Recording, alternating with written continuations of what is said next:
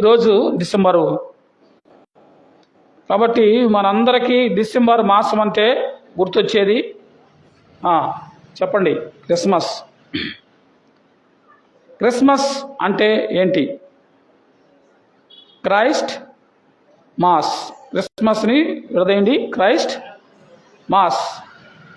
క్రీస్తు మాస్ అంటే క్రైస్ట్ అంటే క్రీస్తు, మాస్ అంటే ఆరాధన. చెప్పండి, ఆరాధన. క్రిస్మస్ అంటే ఇప్పుడు అర్థమైంది, క్రీస్తు ఆరాధన. క్రీస్తుని ఆరాధించండి, లేకపోతే ఆరాధించడం అని అర్థం.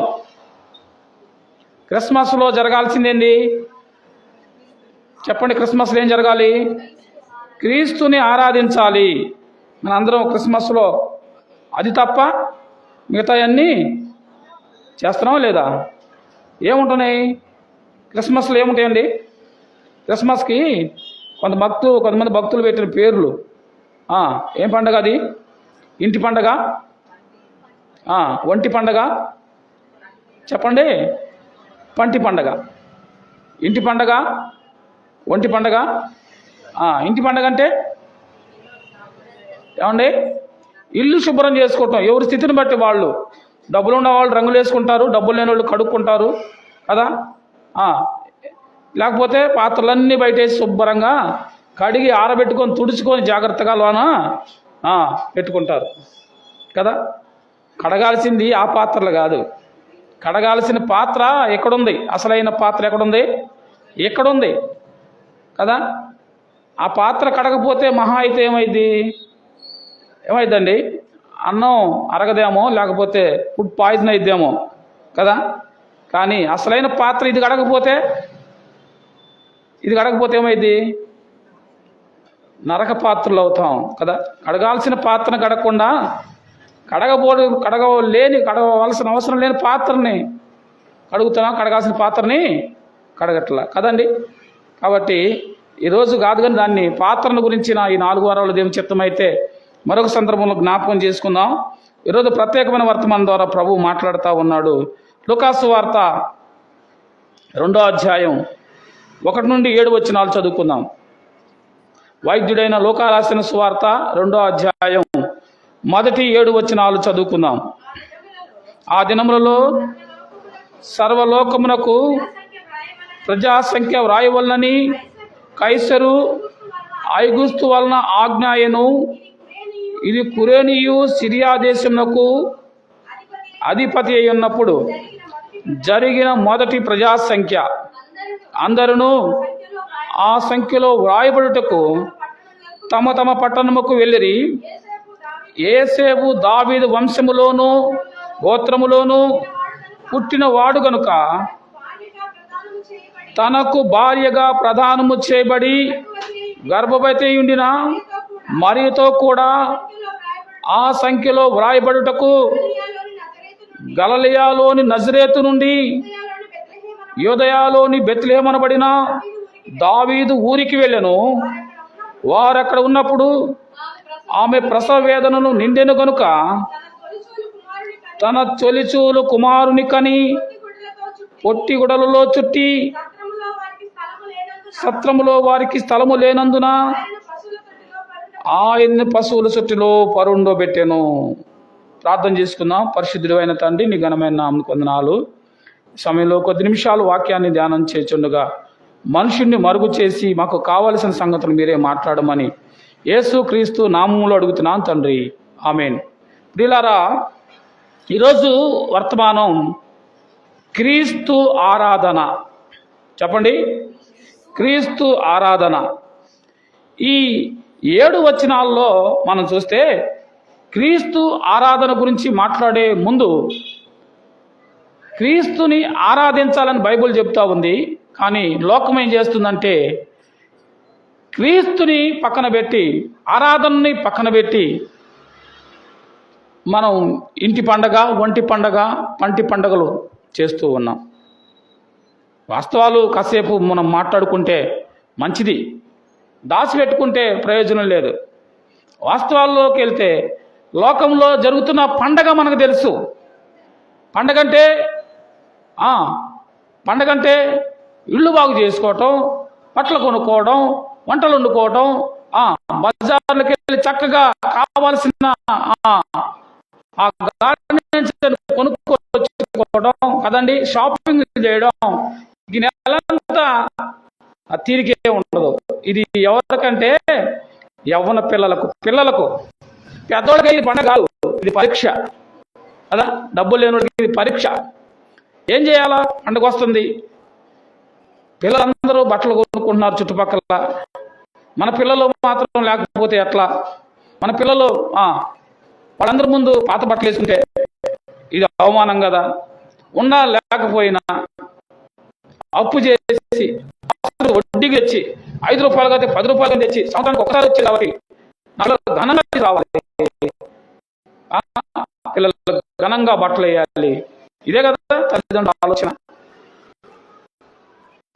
సోదరి, క్రిస్మస్ అంటే అప్పులు చేసి, వంటలు చేసి, వస్త్రాలు కొని ఇది నేర్పిస్తున్నాం పిల్లలకి. పిల్లలు కూడా ఇదే అడుగుతారు. వాళ్ళు ఏమంటారు? క్రిస్మస్ వస్తుంది మమ్మీ, డాడీ, మనం ఆ రోజు చక్కగా అందరం కలిసి వెళ్ళి ప్రభుని ఆరాధిద్దామని ఏ పిల్లలని అడుగుతారా? నన్ను ఎవరు అడగల, మీరు అడిగారేమో తెలీదు. ఏ పిల్లలని అడుగుతారా? క్రిస్మస్ వస్తే నాకు బూట్లు కావాలి, నాకు వాచ్ కావాలి, నాకు కళ్ళద్దాలు కావాలి, నాకు ఆ స్పెషల్ ప్యాంట్ కావాలి, స్పెషల్ డ్రెస్ కావాలి, ఒక జత కాదు 2 కావాలి, 3 కావాలి కదా. వారి వారి పరిస్థితులను బట్టి వాళ్ళు బహుమానాలు మంచిదే. మనకున్న స్థితిలో మన బిడ్డల్ని మంచిగా చూసుకోవద్దని దేవుడు చెప్పట్లా. ఎందుకంటే మన ప్రభువు కూడా మనల్ని ఆయన వదిలిపెట్టిన దేవుడు కాదు కాబట్టి. అయితే క్రిస్మస్లో క్రీస్తు లేడు. క్రిస్మస్లో ఎవరు లేరు? క్రీస్తు లేడు. ఇది నా అంశం కాదు, మరొకసారి ధ్యానం చేద్దాం. అయితే ఒక మాట గుర్తుంచుకుంటున్నాను. ఆ దినాల్లో ఇశ్రాయేలు ప్రజలు కూడా వారికి అనేకమైన పండుగలు ఉన్నాయి. పాత నిబంధనలో గుర్తున్నాయి ఏమైనా పండుగలు మీకు? పస్కా పండుగ, పొలిన రొట్టెల పండుగ, ప్రథమ ఫల పండుగ, ఇట్లా వాళ్ళు 7 రకాల పండుగలు చేస్తారు. గత బైబిల్ స్టడీలో మీకు పండుగల గురించి నేను చెప్పాను. వారి పండుగలు బ్రహ్మాండంగా చేస్తారు, కానీ పండుగలో ఏముండదంటే యథార్థత ఉండదు. పండుగలు ఘనంగా చేస్తారు కానీ పండుగకు తగినట్లుగా వారు ఉండరు. కాబట్టి పాత నిబంధనలోనే ప్రభువు ఏమన్నాడు పండుగను గురించి అని మనం చూస్తే, ఆమోసు గ్రంథం 5వ అధ్యాయం 21వ వచనం చదువుకుందాం. 755వ పేజీ, 755వ పేజీ, ఆమోసు గ్రంథం 5వ అధ్యాయం 21వ వచనం మనం చూద్దాం. 757వ పేజీ తీయండి. 750వ పేజీలో అందరూ తీసి చూడండి. 5వ అధ్యాయం 21వ వచనం ఏమన్నాడు? మీ పండుగ దినములను నేను అసహించుకొనుచున్నాను. చాలండి. మీ పండుగ దినాలను నేను అసహించుకుంటున్నానని దేవుడు ఆమోసు ప్రవక్త ద్వారా మాట్లాడుతున్నాడు. ఎందుకు దేవుడు మానవుడు చేసే పండుగను అసహించుకోవాల్సి వచ్చింది? పండుగలు దేవుడికి ఇష్టం లేదా? పండగ చేయడం దేవునికి ఇష్టం లేదా? మనిషి పండగలో సంతోషించడం దేవునికి ఇష్టం లేదా? మనిషి సంతోషంగా ఉండడం ఇష్టం లేదా? మనిషి ఆనందంగా ఉండడం ఇష్టం లేదా?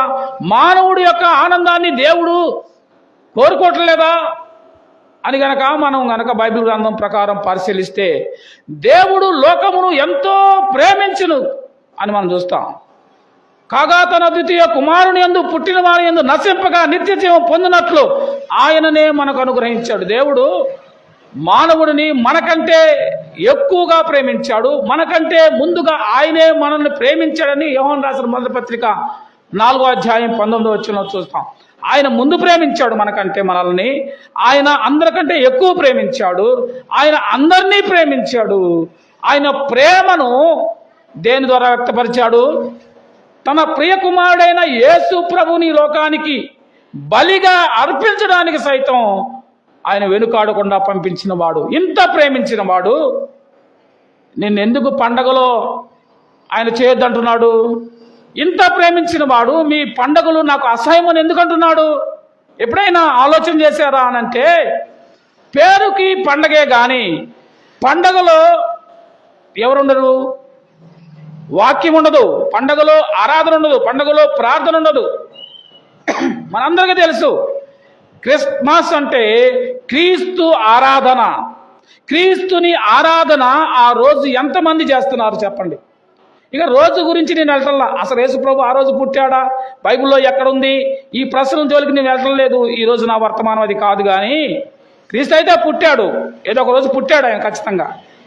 కానీ పుట్టిన ఆయన గురించి పెట్టిన పేరేంది? క్రిస్మస్. అనగా క్రీస్తుని ఆరాధించాలి. ఎప్పుడు ఆరాధించాలి? ఎట్లా ఆరాధించాలి? ఎక్కడ ఆరాధించాలి? ఎప్పుడైనా ఈ ప్రశ్నలు వేసుకున్నావా? చాలామంది చేస్తున్న పని ఏంటంటే వాళ్ళు సంవత్సరం మొత్తం ప్రార్థనకు వెళ్ళరు, చర్చికి వెళ్ళరు, ఏ సంఘానికి వెళ్ళరు. ఆ క్రిస్మస్ ఒక్కరోజే చక్కగా రెడీ అయ్యి నేను కూడా క్రైస్తవుడినే, చెప్పండి, నేను కూడా క్రైస్తవుడినే, నేను కూడా అనిపించుకోవడం కొరకు అక్కడికి వచ్చే ప్రజల యొక్క ఆ గుంపును చూడడం కొరకు అక్కడ వేసే ఆ లైటింగ్లు, ఆ జిగేలు అనే మెరుపులు, ఆ తలుపులు కొరకు చూసేవాళ్ళు రకరకాల ప్రజలు అక్కడికి వెళ్తా ఉన్నారు. దీంట్లో ఎక్కడైనా ఆరాధన ఉందా?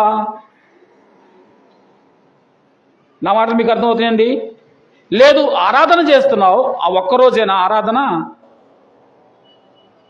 ఆయన ఆరాధనకు యోగ్యుడు, స్తుతులకు పాత్రుడు అని మనం స్తుతుల్లో చెప్తా ఉన్నాం. ఎప్పుడు ఆరాధించాలి? దేవుడు ఆత్మ కనుక ఆయన ఎలాగ ఆరాధించాలి? ఆత్మతో సత్యముతో ఆరాధించాలి.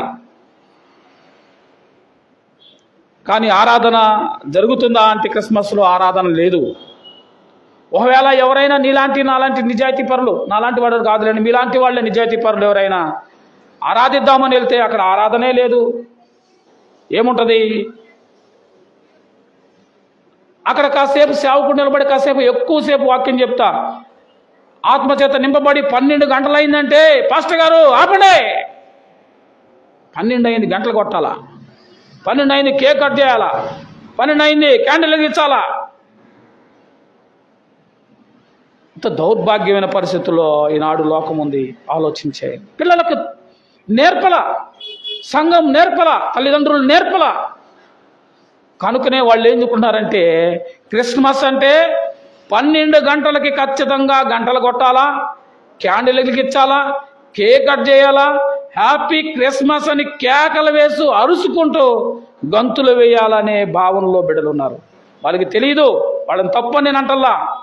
వాళ్ళకి తెలియపరచాల్సిన బాధ్యత తల్లిదండ్రుల మీద ఉన్నది. వాళ్ళకి సంఘానికి తెలియపరచాల్సిన బాధ్యత సేవకుడి మీద ఉంది. ఈ మాట ఎక్కడ చెబితే వీళ్ళు సంఘానికి రారేమో, వీళ్ళు కానుకలు వేయరేమో, వీళ్ళు పట్టించుకోరేమో. ఏమండి, నా మాటలు మీకు అర్థమవుతున్నాయా? వీళ్ళు ఎక్కడ ఇది చెప్తే వీళ్ళు రారేమో అనుకుంటున్నారు. సోదరుడా, సోదరి, ఈ మధ్యాహ్న సమయంలో దేవుడు మాట్లాడుతా అన్నాడు. నువ్వు నేర్పించకపోవడం ద్వారా బిడ్డలు ఏమనుకున్నారంటే వాళ్ళకి తెలిసింది గంటలు కొట్టడం, క్యాండిల్ వెలిగిస్తాం, కేకులు కట్ చేయడం, క్రిస్మస్ హ్యాపీ అని అరుచుకుంటా రోడ్లు ఏమంటే అందరినీ ఈ సంతోషకరమైన విషయాన్ని చెప్తూ వెళ్తాం అని వాళ్ళు చేస్తున్న పనిని చూసి ఏమండి కొంతమంది రోధిస్తున్న తల్లులు ఉన్నారు. కారణం ఏంటంటే వారు సరైన విధానంలో వారికి తెలియపరచల. కారణం ఇదండి. క్రిస్మస్ అంటే క్రీస్తుని, మొట్టమొదటి క్రీస్తుని ఆరాధించడం. అయితే యేసు ప్రభువుని ఆరాధించే విషయంలో ఇప్పుడు మొట్టమొదట సువార్త ఎవరికి వెళ్ళింది, మొట్టమొదట ఈ శుభవచనం ఎవరి దగ్గరికి వెళ్ళింది అని మనం చూస్తే ఇది చూడండి. ఈ యొక్క లూకాసు సువార్తలోనే 2వ అధ్యాయం 8వ వచనంలో మనం చూద్దాం. ఆ దేశంలో కొందరు గొర్రెల కాపరులు పొలములో ఉండి రాత్రి వేళ తమ మందను కాచుకొనుచుండగా ప్రభువు దూత వారి యొద్దకు వచ్చి నిలిచెను. ప్రభు మహిమ వారి చుట్టూ ప్రకాశించెను. వారు మిక్కిలి భయపడిరి. అయితే ఆ దూత, భయపడకుడి, ఇదిగో ప్రజలందరికీ కలవు మహా సంతోషకరమైన సువర్తమానము నేను నీ మీదకు తెచ్చి ఉన్నాను. దావీదు పట్టణమందు నేడు రక్షకుడు మీ కొరకు పుట్టి ఉన్నాడు. ఈయనే ప్రభువైన క్రీస్తు అని అంటా ఉన్నాడు. ప్రియులారా, జాగ్రత్తగా నా వైపు చూడండి, ఒకసారి వినండి. ఆ రాత్రి వేళ యేసు ప్రభువుని గురించిన వార్త ఎవరి వద్దకు వెళ్ళిందంటే, కొందరు గొర్రెల కాపరులు పొలములో, ఎక్కడండి, పొలములో ఉండి రాత్రి వేళ తమ మందును కాచుకొని చుండగా. గొర్రెల కాపరులు జీవితం మనం చూస్తే వాళ్ళు ఇల్లు లేదు, వాకిలి లేదు, అన్ని పట్టించుకోరు. వాళ్ళు సమస్తాన్ని విడిచిపెట్టి, కుటుంబాన్ని విడిచిపెట్టి, ఇల్లును విడిచిపెట్టి, ఊరును విడిచిపెట్టి, సుఖభోగాలు విడిచిపెట్టి, ఆనందాన్ని విడిచిపెట్టి, సౌఖ్యాలను విడిచిపెట్టి, వారికి ఏదైతే నియమించబడిందో ఆ పని విషయంలో, ఆ గొర్రెలను కాసే పని విషయంలో వాళ్ళు ఏం చేస్తారండి, బయలుదేరి ఊరికి దూరంగా ఊరూరు తిరుగుతూ పొలాల్లో పడి వెళ్తూ ఉంటారు. పొలాల్లో వర్షం వస్తే అక్కడే తడిసిపోతారు, ఎండొస్తే ఎండకే ఉంటారు, బురదలో నడుస్తారు, రాళ్లలో నడుస్తారు, చుట్టుపక్కల సర్పాలు ఉన్నా కానీ భయం లేకుండా వాటిని కాపాడుకుంటూ వాళ్ళు నడుస్తారు. వారికి కావాల్సిన భోజనాన్ని వాటికి సమకూర్చడమే వాళ్ళ పని. వాళ్ళకి లోకంతో ఇంకేం పని ఉండదు. బయట ఏం జరుగుతుందో వాళ్ళకి తెలియదు, లోకంలో ఏం జరుగుతుందో వాళ్ళకి తెలియదు. వాళ్ళకు తెలిసిందల్లా ఒకటే, వాళ్ళ గొర్రెలు ఉన్నాయి, వాటిని మేపాల్సిన బాధ్యత వాళ్ళది. వాళ్ళకు అప్పగించిన బాధ్యత వాళ్ళు జాగ్రత్తగా నెరవేర్చే పనిలో వీళ్ళు లోక సంబంధమైన అన్నీ మర్చిపోతారు. అంటే వాళ్ళంతా జ్ఞానం కలిగిన వారు కారు, వాళ్ళంతా వాళ్ళు ప్రత్యేక ఎన్నిక చేయబడిన వారు కారు. వారి గురించి ఎవరు ఆలోచించరు కదా. వాళ్ళతో స్నేహం చేసి ఎవరు చేయరు. ఎందుకు? వాళ్ళ దగ్గరికి వెళ్ళాలంటే పొలాల్లో వాళ్ళు స్నేహం చేయాలి. ఎవరు వెళ్తారు? మన సౌఖ్యాలు వదిలిపెట్టుకుని వెళ్ళలేరు కదా, సుఖాలు వదిలిపెట్టుకుని వెళ్ళలేరు కదా. అలాంటి అమాయకమైన ప్రజలు, దూరంగా ఉన్న ప్రజలు పట్టించుకొని ప్రజల దగ్గరికి ఈ వార్త వెళ్ళింది. ఏ వార్త అది? ప్రజలందరికీ కలగు మహా సంతోషకరమైన సువర్తమానం, శుభవర్తమానం. మొట్టమొదటి ఎవరి దగ్గరికి వెళ్ళిందండి? గొర్రెల కాపరుల వద్దకు వెళ్ళింది. వెళ్ళి ఏం చెప్తున్నాడు? దూతాన్ని చూస్తే, ఇదిగో దావీదు పట్టణమందు నేడు రక్షకుడు మీ కొరకు. ఎవరి కొరకు పుట్టాడు ఆయన? మీ కొరకే. నీ కొరకు, నా కొరకు ఆయన ఈ లోకంలో పుట్టాడు. ఎక్కడ పుట్టాడు? దావీదు పట్టణంలో పుట్టాడు. ఎవరైనా? ఈయనే ప్రభు అయినా క్రీస్తు. క్రీస్తు అనగా యేసు అంటే చెప్పండి. యేసు అంటే రక్షకుడు, క్రీస్తు అనగా అభిషక్తుడు. మనల్ని రక్షించడానికి రక్షకుడుగాను, మన ప్రభువుగాను, మన దేవుడుగాను, మన అభిషక్తుడుగాను ఆయన ఈ లోకంలో మనందరి కొరకు పుట్టాడు. ఈ వర్తమానం తీసుకొని దూతలు రాత్రి వేళ, ఏమండి, ఎప్పుడు? పగలా రాత్రా? రాత్రి వేళ వెళ్ళి వాళ్ళకి తెలియపరచాలి. ఈ సంతోషాన్ని ఎప్పటికప్పుడు వాళ్ళకి తెలియపరచాలి, త్వరగా తెలియపరచాలి. మనమైతే కాస్త రాత్రి అయిపోయింది అనుకో, మన క్లాసులు అన్నీ కూడా 7 గంటలు, 7:30 నుండి 9 గంటల వరకు. ఒక 10 నిమిషాలు, పావు గంటలు ఆలస్యం అయితే వెంటనే టైంకి వెళ్ళి నాకెళ్ళి చూస్తూ ఉంటారు. ఏమ్మా, ఇలా అర్ధరాత్రిలో దేవుని దూత ఎక్కడికి వెళ్ళింది సువర్తమానం చెప్పడానికి? పొలాల్లో ఉండ అమాయకమైన ప్రజలు, ఎవరు పట్టించుకోని ప్రజలు, వెలివేబడ్డ ప్రజలు. వాళ్ళ దగ్గర మంచి వాసన కూడా రాదు, దుర్గంధమైన వాసన వస్తూ ఉంటుంది వాళ్ళ దగ్గర. ఎందుకంటే వాళ్ళు సావాసం గొర్రెలతో. వాళ్ళకి నీళ్లు లేవు, వాళ్ళకి సౌఖ్యాలు లేవు, వాళ్ళకి సబ్బులు లేవు, స్నానాలు లేవు. వానకి తడిచి ఎండకి ఎండే జీవితం వారిది. అలాంటి వారిని దేవుడు ఎంత చక్కగా పట్టించుకున్నాడండి. లోకంలో వాళ్ళు ఎవరిని పట్టించుకోరు, కానీ దేవుడు దీనుల కొరకు తన ప్రాణాన్ని పెట్టడానికి వచ్చినవాడు, దరిద్రుల కొరకు వచ్చినవాడు, పాపాత్ముల కొరకు వచ్చినవాడు. ఆయన కావాల్సింది నీవు నేనే. ఎందుకంటే పాపములో పుట్టి పాపములో మరణించడం ఆయనకి ఇష్టం లేదు కనుక మన పాపాల నుంచి విమోచించడానికి ఆ ప్రభువు ఎవ్వరూ ఇష్టపడని నిన్ను ఇష్టపడి ఆయన ఈ లోకానికి వచ్చాడు. ఆ వార్త విన్నావా? ప్రజలందరికీ కలుగబోవు మహాసంతోషకరమైన శుభవర్తమానం అది. సోదరుడా, సోదరి, వారి దగ్గరికి వచ్చినప్పుడు వాళ్ళు ఏం చేశారు తెలుసా? వాళ్ళు ఎప్పుడు చూడలా ఇలాంటి వార్త, ఎప్పుడు వినలా, వాళ్ళు ఎప్పుడు ఆ వెలుగును చూడలా. ఒక్కసారిగా ఏమైపోతున్నారు? వాళ్ళు భయపడిపోతున్నారు. అందుకే వాళ్ళు ఏమన్నారు? వాళ్ళ గురించి వచ్చిన 10లో, అయితే ఆ దూత భయపడకడి, ఇదిగో ప్రజలందరికీ కలవు మహా సంతోషకరమైన సంతోషకరమైన వర్తమానం తెచ్చాం. మీ దగ్గరికి మంచి వార్తలు మోసుకొచ్చాం, శుభవార్తలు మోసుకొచ్చాం. ఎందుకు భయపడుతున్నారు? భయపడబాకండి, ఇక భయపడాల్సిన అవసరం లేదు. ఇప్పటి వరకు భయపడ్డారేమో, మా పాపాలు తీసివేయడానికి రావాల్సిన శిక్ష మేమే పడాలేమో అని భయపడుతున్నారా? భయపడబాకండి. మీ శిక్ష తీసేసేవి ఆయన, మీ పాపాలు మోసుకెళ్ళే ఆయన, మీ నిమిత్తం అవమానపడే ఆయన, మీ నిమిత్తం ప్రాణం పెట్టే ఆయన, మీ నిమిత్తం సమస్తము చేసే ఆయన ఒక ఆయన పుట్టేశాడు మన కోసం. ఇక నువ్వు భయపడాల్సిన అవసరం లేదు, ఇక నువ్వు బాధపడాల్సిన అవసరం లేదు. ఇక నీకు సంతోషమే సంతోషం, ఆనందమే ఆనందం. నువ్వు చేయాల్సింది ఏంది? ఇక ఆయనని ఆరాధించటం. ఆయన ఒప్పుకొని ఆయన బిడ్డగా చేర్చబడి నమ్మి రక్షించబడి బాప్తిసం పొంది నువ్వు ఆయన ఆరాధించడమే నువ్వు చేయాల్సిన పని. నా మాట మీకు అర్థమవుతుందండి? ఆయన ఆరాధించడం. క్రిస్మస్ అంటే క్రీస్తుని ఆరాధించడం. వచ్చారు, చెప్పారు. వారు ఆ తర్వాత బయలుదేరి ఏం చేస్తున్నారు? 15వ వచనంలో, ఆ దూతలు తమ యొద్ద నుండి పరలోకమునకు వెళ్ళిన తర్వాత ఆ గొర్రెల కాపులో జరిగిన కార్యములను ప్రభువునకు తెలియజేయించినప్పుడు, ప్రభువు మనకు తెలియజేయించిన ఉన్నాడు, మనము బెత్లెహేముకు వెళ్ళదము రండి అని ఒకరితో ఒకడు చెప్పుకొని త్వరగా వెళ్ళి మరిను యేసోపును చూచి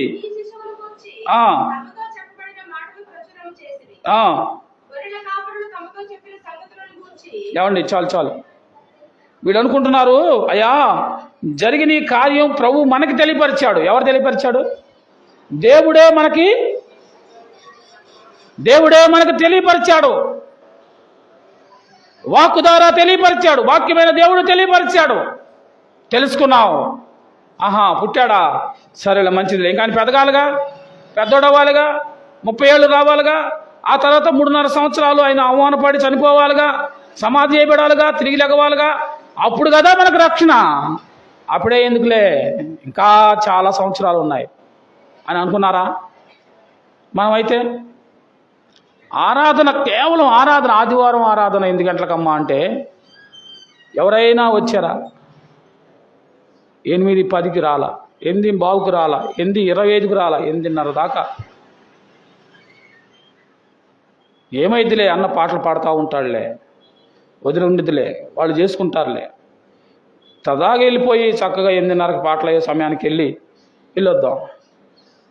ఎంత నిర్లక్ష్యం మనకండి. ఈరోజు ప్రభు పునరుద్ధాన దినం అనే ఒక ఆనందం నీలో ఏది?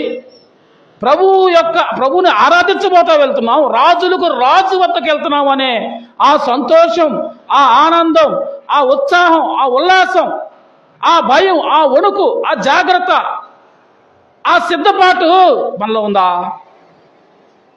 గొర్రెల కాపరుల జీవితం ద్వారా ప్రభు మనతో మాట్లాడుతున్నాడు. వాళ్ళకి వచ్చింది శుభవర్తమానం, వాళ్ళు భయపడ్డారు. వాళ్ళకి చెడిపరిచిన తర్వాత వాళ్ళకి అర్థమైంది. ఏమని అర్థమైంది? ఏమన్నా చూస్తే చూడండి, జరిగిన ఈ కార్యము ప్రభువు మనకు తెలియపరిచాడు. ఎవరు తెలియపరిచాడు? ప్రభు అనగా దేవుడే మనకి తెలియపరిచాడు. ఆయన పుట్టుకను గురించిన ఫస్ట్ ఇన్విటేషన్ మన దగ్గరకే వచ్చింది. మనల్నే పిలుస్తున్నాడు, మనకే చెప్పాడు.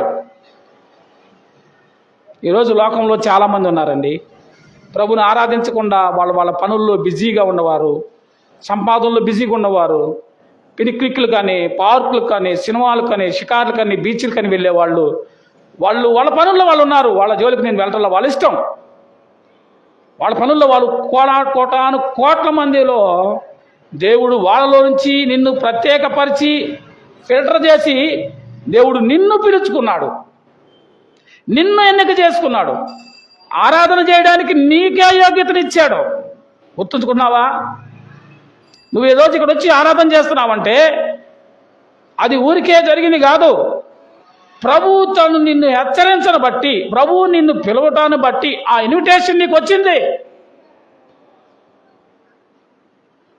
కనుకనే నువ్వు ఈరోజు ఇక్కడికి రాగలిగావు, కనుకనే ఈరోజు ఇక్కడ కూర్చొని ఆయన ఆరాధించగలిగావు, కనుకనే ఈ మాటలు వినగలుగుతున్నావు. గుర్తెరిగేవారు తక్కువే. వాళ్ళు వెంటనే ప్రభువే మనకి మాటలు చెప్పారని వాళ్ళు వెంటనే ఏం చేశారు? మనము బెత్లెహేమునకు వెళదాము రండని ఒకరితో ఒకరు చెప్పుకొని త్వరగా వెళ్ళి, ఏమండి బెత్లెహేం వెళ్దామని ఎవరంతా బయలుదేరి గబగబా బైబిల్ తీసుకొని పరిగెత్తుకుంటూ వచ్చారు. ఆ టైం అయిందని ఏం చేశారు? ఒకరితో ఒకరు చెప్పుకొని కలిసి వెళ్ళారు. నువ్వు మందిరానికి వస్తూ ఒక్కనన్ను కలుపుకొని వచ్చావా? నీ భర్త ఏడి? మీ పిల్లలేరి? ఇరుగు పోరు వారి తర్వాత సంగతి, కనీసం ఇంటి వారితో అన్నా భర్త నా మాట ఆడింటాడన్నా, ప్రార్థన చేద్దాం.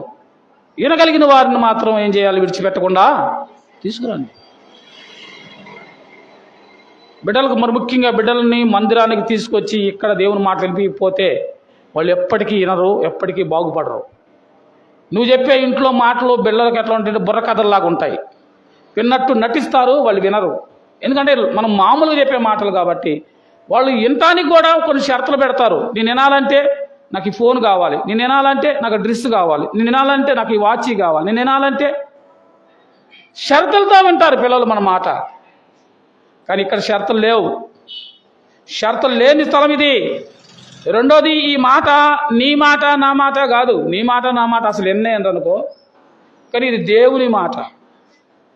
అది వాడిగల రెండంచులో కలిగిన ఖడ్గం. ఇది ఎటువంటి దానినైనా ఇది విభగిస్తుంది.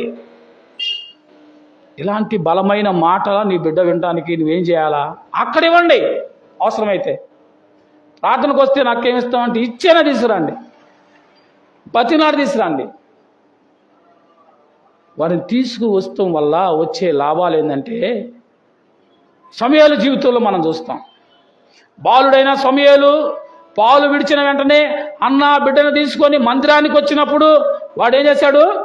వాడు అక్కడే మ్రొక్కాను. ఎంత చక్కని మాట అండి. వాడు పాలు విడిచిన పసిపిల్లాడే. నా పిల్లలు ఎంత పిల్లలు? ఇంత పిల్లలేగా. అప్పుడే ఎందుకు? వాడు మొక్కాయి వంగంది మాన వంగుతాడా? వాడికి అప్పుడే ఎందుకని నువ్వే అనేది చేసి వాడికి చెప్పాల్సింది చెప్పకుండా నేర్పించాల్సింది నేర్పించకపోతే వాడు పెద్ద అయిన తర్వాత ఇక నీ మాట ఏమింటాడు? మాకు తెలుసులే, నువ్వేం చదువుకున్నావు, నేనేం చదువుకున్నాను, నీకు అసలు బయట సంగతులు ఏం తెలుసు.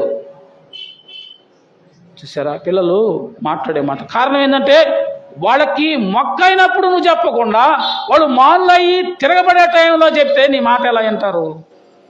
అందుకే అన్న పెద్దోడైన తర్వాత తీసుకెళ్ళి వదిలిపెడతానులే ప్రభా అని చెప్పి, ఇంకా నేను పిల్లలు లేక పుట్టాడు, కాసేపు ఆడుకోవాలి, ఆ పిల్లోడితో నచ్చడం ముచ్చట తీర్చుకోవాలి, ఆ గుడ్డలు వేయాలి, ఈ బట్టలు వేయాలి, ఆ తిండి పెట్టాలి అని అనుకుందా? వాడు పాలు విడిచిన వెంటనే ఆమె మొక్కున్న విధానం ప్రకారం తీసుకొచ్చి మందిరంలో విడిచిపెట్టినప్పుడు ఆ తీసుకొచ్చే టయానికే ఎన్ని మాటలు నేర్పించిందో తల్లి. బాలుడైన సమూయేలు వాడు అక్కడే మ్రొక్కాను. ఎంత చక్కని మాట. బాలుడుగా ఉన్నాడు కనుక, వాడు చిన్నవాడిగా ఉన్నాడు కనుక, మొక్కలాగా ఉన్నాడు కనుక లోబడ్డాడు. ఆ లోబడి వంగిన వ్యక్తి ఆ తర్వాత జీవితం ఎంత ఫలభరితం అండి. సమూయేలు జీవితం ఎంతో ఫలభరిత జీవితం. ప్రారంభానికి తన తల్లి వేసిన పునాది. తన తల్లి తన బిడ్డను తోడుకొని వెళ్ళి దేవునికి అప్పచెప్పింది. సోదరి, ఒకవేళ ఇప్పటి వరకు నువ్వు ఇది గ్రహించకపోతే ఈ సమయంలో గ్రహించు. పిల్లలకు పనులు లోకంలో చాలా ఉంటాయి. దేవుని పని కంటే, ఈ మాటల కంటే ఏది ముఖ్యం కాదు. పిల్లలకు ఎగ్జామ్స్ ఉన్నాయి, పిల్లలు కాలేజీకి వెళ్ళాలి, చదువుకోవాలి, ఆడుకోవాలి, టిఫిన్ చేయలేదు, లెగవలేదు, ఎన్ని కారణాలు చెప్పకండి. మహా అయితే మీ పిల్లలు వాళ్ళు చదివే జ్ఞానంతో, వాళ్ళు నేర్చుకున్న జ్ఞానం లోకంలో కొంత సంపాదనకు పనికి వచ్చేదే తప్ప వాడి జీవితాలను బాగు చేసేది కాదు అది. ఏమండి నా మాటలు మీకు అర్థమవుతున్నాయా? లోకంలో గొప్ప గొప్ప కలెక్టర్లు, ఐఏఎస్లు, ఐపీఎస్లు, ఏమండి అనేక మంది మేధావులు, సైంటిస్టులు ఉన్నారు. వారి చదువు వారి జీవితాన్ని బాగు చేయట్లా. వాళ్ళు త్రాగుబోతులుగా ఉన్నారు, వ్యసనకాంతులుగా ఉన్నారు, వ్యసనపరులుగా ఉన్నారు, బలహీనతలో ఉన్నారు. వాళ్ళు లోకంలో గొప్ప స్థాయికి వెళ్ళారు. చదువు ఉంది, జ్ఞానం ఉంది, ఉద్యోగం ఉంది, అధికారం ఉంది, కానీ ఏం లేదు. ఏం లేదండి. వారికి పరిశుద్ధత లేదు, వారికి ప్రభువు తెలియదు. ఈ లోక జ్ఞానం దేవుని దృష్టిలో అది వెర్రితనం. లోక జ్ఞానం అవసరమే, బిడ్డలకు నేర్పించాలి, చదువు అవసరమే, కానీ దానికంటే ముఖ్యమైనది కదా. మార్త అనేకమైన పనులు పెట్టుకొని కూర్చుంది. విస్తారమైన పనులు పెట్టుకుంది. వాస్తవంగా అవసరమే. యేసు ప్రభు తన శిష్యులు ఇంటికి వచ్చారు. వచ్చిన వాళ్ళకి మంచినీళ్ళు ఇవ్వాలా, వచ్చిన వాళ్ళకి కాలు కడుగుటకు నీళ్ళు ఇవ్వాలా, వచ్చిన వాళ్ళకి చేతులు తుడుచుకునే టవల్ ఇవ్వాలా, వచ్చిన వాళ్ళకి టిఫిన్లు ఏర్పాటు చేయాలా, వచ్చిన వాళ్ళకి టీలు ఏర్పాటు చేయాలా, భోజనం ఏర్పాటు చేయాలా, ఇవన్నీ ఏర్పాటు చేయాలి. ఇవన్నీ కూడా ఎక్కడ సంబంధించినవి? ఈ లోకంలో సంబంధించినవి. మార్త ఇవన్నిటి మీద పని పెట్టుకొని విస్తారమైన పనులు పెట్టుకొని ఉంది. యేసు ప్రభు ఇంట్లోకి రానే వచ్చి కూర్చున్నాడు. ఆ పాదాల దగ్గర మరీ కూర్చొని ఆయన మాటలు వింటా ఉంది. ఆయన నోటి వెంట వచ్చే ప్రతి మాటను ఆలకిస్తూ ఉంది. ఇప్పుడు ఆమె కోపం వచ్చింది. రాను వంటగదిలో పని చేస్తుంది కదా, ప్రభువా నేను విస్తారమైన పనుల్లో మునిగిపోతూ ఉంటే ఆ వచ్చి ఊరిగా కూర్చుంది, వచ్చి పని చేయాలని తెలియదా? చెప్పొద్దు నువ్వన్నా, నువ్వని చెప్పకూడదు. ప్రభు అన్నాడు, మార్తా మార్తా మరియ ఉత్తమమైనది ఎంచుకో. నీ బిడ్డల విషయంలో, నీ భర్త విషయంలో, నీ విషయంలో నువ్వు ఉత్తమమైన దాన్ని ఎంచుకోవాలా. నువ్వు ఉత్తమమైన దాని మీద దృష్టి పెట్టాలా. ఉత్తమమైన దాన్ని నువ్వు చేయాలి.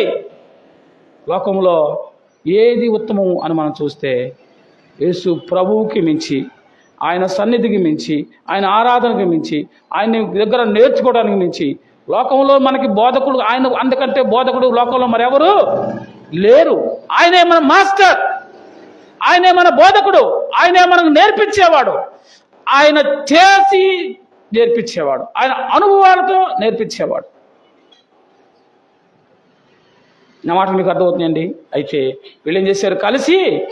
కలిసి వాళ్ళు వెళ్ళారు కదా. మనము బెత్లెహేముకు వెళదాము, చూద్దాము రండి అని వెళ్ళారు. ఎలా వెళ్ళారు వాళ్ళు? రెండోది 16 వచ్చిందో, త్వరగా వెళ్ళారు. ఆలోచన కలిగిందా? వచ్చే వారం నుంచి ఖచ్చితంగా నా భర్త వచ్చినా రాకపోయినా తిట్టినా ఒక్క మాట అయినా ఆయన చెవులేసి, ఏమండి ప్రార్థనకి వెళ్దాం రండి అని ఒక్క మాట వేద్దాం అని ఒక నిర్ణయం నేను మనసులో వచ్చినప్పుడు దాన్ని విడిచిపెట్టబాక, గట్టిగా పట్టుకో.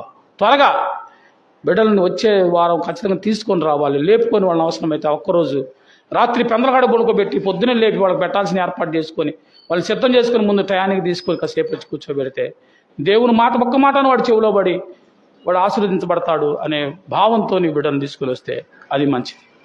త్వరగా వచ్చిన ఆలోచనని వ్యర్థం చేయకుండా ఒక మంచి నిర్ణయం తీసుకో కదా. వారు త్వరగా వెళ్ళి మరియను యేసోబును తొట్టిలో పండుకొనున్న శిశువును చూసి, వారు చూచున్న ఈ శిశువును గూర్చి వచ్చారండి, చూశారు. వాళ్ళతో చెప్పిన మాటలు ఎవరు చెప్పారు? ప్రభు దూత చెప్పడం జరిగింది. వచ్చిన 8లో చూసాం కదా. వచ్చిన 9లో ప్రభు దూత వాళ్ళతో మాట్లాడింది. వచ్చిన 10లో ఆ దూత వారి భయాన్ని తీసివేసింది. వచ్చిన 10 చివరిలో సంతోషకరమైన వర్తమానాన్ని తీసుకొచ్చింది. వచ్చిన 11లో ఆయనే ప్రభు, ఈయనే ప్రభు అని వాళ్ళకి పరిచయం చేసింది. ఈ మాటలన్నీ వాళ్ళ హృదయాల్లో ఉంచుకున్నారు. వాళ్ళు విన్న మాటలు వాళ్ళు వచ్చి చూసి ఏం చేశారు? దాన్ని తలపోసుకుంటూ ఏం చేస్తా ఉంచండి. వారు వచ్చి ఈ శిశువును గూర్చి తమతో చెప్పబడిన మాటలు ప్రచురము చేసిరి. గొర్రెల కాపరు తమతో చెప్పబడిన సంగతులు విన్న వారందరూ మిక్కిలి ఆశ్చర్యపడి. అమ్మా ఏం చేయాలా? నువ్వు విన్నావు ఈ వార్త, నువ్వేం చేయాలా? కనీసం ఈ భర్తకుతో నువ్వెంత సమయం గడుపుతూ ఉంటావు? కొంత సమయం గడుపుతావు కదమ్మా. భోజనం పెట్టాల్సింది నువ్వే, బట్టలు ఉతకాల్సింది నువ్వే, అంటులు తవ్వాల్సింది నువ్వే, ఇల్లు శుభ్రం చేయాల్సింది నువ్వే, పక్కలు వేయాల్సింది నువ్వే, ఆయనకు కావాల్సిన మంచినీళ్ళు అందించాల్సింది నువ్వే. అన్నీ అందిస్తూ ఉన్నప్పుడు కొన్ని మాటలైనా మాట్లాడవా? ఇన్ని మాటల్లో ఒక్క మాట చెప్పలేవా? అయ్యా ప్రార్థనకు రా, అయ్యా యేసు ప్రభు నమ్ముకో అని రోజులో ఒక్కసారైనా నువ్వు చెప్తా ఉంటే ఏమైంది? ఒక ఆమె గురించి మనం బాగా తెలుసు. సమయం లేదు, నేను ముగిస్తున్నాను. ఆమెకి సమస్య వచ్చింది, విధవరాలు, ఎవరు న్యాయం తీర్చేవాళ్ళు లేరు. ఆ ఊర్లో ఏమో ఒక పనికి మాలినోడు ఉన్నాడు, వాడే ఆ ఊరికి పెద్ద, వాడు చెడ్డ న్యాయాధిపతిగా ఉన్నాడు. కానీ ఏం చేయాలా? అవసరం, చెడ్డవాడైనా కానీ పర్వాలేదని చెప్పేసి అతని దగ్గరికి వెళ్ళి న్యాయం తీర్చమని అడుగుతుంది. వాడు అనుకున్నాడు, ఈమెకు తెలియదు కావాలి నా గురించి, నా దగ్గరికి వస్తుంది ఏందేమా, నా దగ్గరికి వచ్చేవాళ్ళని చెడ్డవాళ్ళు కదా అనుకుంటున్నాడు. మళ్ళా వచ్చింది, రోజు వస్తుంది. వాడు కోపం వచ్చింది, ఏమమ్మా వెళ్ళిపో అంటాడు. ఆమె ఆయన విసిగిస్తూ ఆమె విసిగిపోకుండా వెళ్తూ ఉండడం వల్ల ఆ చెడ్డదాసుడు ఏం చేశాడు, ఒక రోజున అతను మనసు మారింది. ఎలాగ మారింది తెలుసా? అరే అసలు పొద్దుగూలి గోలైంది ఏమితో, అసలే చెడ్డోడిని, చూసేవాళ్ళందరూ ఏం వస్తుంటే ఏం మంచామా, నన్ను ఇంకా చెడ్డోడు అయిపోతున్నాను, ముందు ఏం సంగతి ఏందో తేల్చేస్తే ఏం గోల వదిలిద్దని చెప్పేసి, మంచి చేయాలని కాదు కానీ ముందు ఏం గాలి వదిలిద్ది నాకు అని చెప్పేసి వెళ్ళి తీర్పు చేసేసాడు. ఆమెకు న్యాయం జరిగింది. ఒక చెడ్డదాసుడే మాటి మాటికి వెళ్ళడం వల్ల అతను ఒప్పుకొని పనిచేశాడే, మన ప్రియమైన ప్రభువు దగ్గరికి నువ్వు వెళ్ళి మాటికి అడగడం ద్వారా, గోజాడడం ద్వారా ప్రభు నీ మాట వింటాడు. నువ్వు ఆహ్వానించడం ద్వారా ఎన్ని వంకలు చెప్పినా, ఎన్ని బలహీనతలు ఉన్నా, ఎన్ని కష్టాల్లో ఉన్నా ఇవన్నీ తీసుకోబాకండి. నువ్వు ప్రభు రాకడొస్తే నువ్వు పరలోకంకి వెళ్ళి నీ భర్త నీ పిల్లలు నరకంలో పడి కాలుతూ ఉంటే ప్రభు దగ్గర నువ్వు ఎలా నిలబడగలుగుతావు ధైర్యంగా? ఏం సమాధానం చెబుతావు? నీ భర్త ఏడమ్మా, నా ఎముకలో ఎముక, నా మాంసంలో మాంసమా, నాలో నుండి తీయబడ్డావు నారి అనబడ్డాడు కదా ఆయన ఏడి? తెల్లవారుజాము 4 గంటలు లేచి రెక్కలు ముక్కలు చేసుకొని వాళ్ళకి కావాల్సిన ఆహార పదార్థాలు సిద్ధం చేసి నువ్వు తిన్నా తినకపోయినా ఆ దీక్ష అంతా ఊడ్చి వాళ్ళకి పెట్టి ఆకలితో ఉన్నావే, ప్రేమ చూపించావే, ఆ ప్రియమైన నీ పిల్లలేరి అడిగితే ఏం సమాధానం చెప్తావు? ఆలోచించండి. లోకంలో నువ్వు ఏమిచ్చినా ఇగిపోయినా పర్వాలేదు కానీ అది శరీరాన్ని బాధ పెట్టింది, కానీ శరీరాన్ని బాధ పెట్టే వాళ్ళకు భయపడబాకండి. ఆత్మను ఆర్పేవాడు భయపెట్టండి. ఆత్మను కాపాడే దేవుడికి భయపడి, ఆత్మను కాపాడే దేవుడు, పరలోకాన్ని ఇచ్చే దేవుడు, నిత్యరాజ్యాన్ని ఇచ్చే దేవుడు, అవసరమైన దానిని, ఉత్తమమైన దాన్ని ఎన్నుకొని ఉత్తమమైంది ప్రభువుని ఆరాధించడం. ఆరాధన ఏం చేశారంటే వాళ్ళు విన్నదాన్ని ఏం చేశారు, కన్నదాన్ని వాళ్ళు వెళ్ళి ప్రచురం చేశారు కదండి. అయితే వెళ్తూ అయితే వారు ఆ మాటలు అన్నీ తమ హృదయాల్లో తలపోసుకుంటూ అంటే మరలా దాన్ని జ్ఞాపకం చేసుకుంటూ వాళ్ళు వెళ్ళారు. చివరి వచ్చిన చదువుకొని ముగించుకుందామండి. అదే 20లో చివరి భాగం. అంతటా గొర్రెల కాపరులు తమతో చెప్పబడినట్లుగా తాము విన్నవాటిని కన్నవాటిని గురించి దేవుని మహిమపరచు స్తోత్రం చేయొచ్చు తిరిగి వెళ్ళారు. ఇది జరగాల్సింది ఆరాధనలో, ఇది జరగాల్సింది క్రిస్మస్లో. క్రీస్తుని మహిమపరిచి సంతోషకరమైన వర్తమానాన్ని తెలియపరిచి నువ్వు విన్న దేవుని మాటలు నువ్వు చెప్తూ వెళ్ళాలా తప్ప ఆ రాత్రి అక్కడికి వెళ్ళి ఏం చూసుకుంటా ఉంటారు? ఈ చీర ఎంత అయింది, ఈ గాజులు ఏడగొన్నావు, ఈ కమ్మలు ఏడగొన్నావు, ఈ చెప్పులు ఏ షాపులో కొన్నావు, ఈ డ్రెస్ చాలా బాగుంది, క్రిస్మస్కి నీకంటే మంచిది కొనలేకపోయాను, జనవరి కన్నా దాన్ని కొని నీకంటే ముందుకు ఉండాలి నేను. ఏమైనా ప్రయోజనమా? మా ఇంట్లో మా చెల్లి ఉంది, నా తర్వాత నా ప్రియమైన సహోదరి, కష్టపడి చాలా కాస్ట్ చీర కొనిద్ది. ఒక్కరోజే ఒక్క రాత్రి కట్టిద్ది, మళ్ళీ ఎప్పుడు కట్టదు. ఇప్పుడే కాదు, పెళ్ళయి డబ్బులు ఉన్నాయని కాదు, అంతకుముందు కూడా అంతే, పెళ్ళి కాకముందు కూడా అంతే. ఆ ఒక్క క్రిస్మస్ కోసం చాలా కాస్ట్లీ చీర కొని చక్కగా రెడీ వచ్చి అందరికి చూపించింది, చక్కగా వెళ్ళి దాచిపెట్టి అక్కడ పెట్టేసింది, అంతే. దాని జోలికి ఆలోచన చేశారా? ఆమెకే ప్రయోజనం లేదు. ఒక్క గంట కొరకు అంత కష్టపడి అంత ఖర్చు పెట్టి చేస్తున్నామే. యుగయుగాలు ప్రభుతో ఉండాల్సిన మనం, యుగయుగాలు ఆయనతో సమాధానంగా సంతోషంగా ఉండాల్సిన మనం ఆ ప్రభువుని విడిచిపెట్టి పండుగలో ప్రభువుని ఆరాధించకుండా లోకాన్ని మనం భుజాన వేసుకొని పిల్లలకు ఏ మార్గాన్ని చూపిస్తా పోతా ఉంటే పిల్లలు ఏమైపోతారు?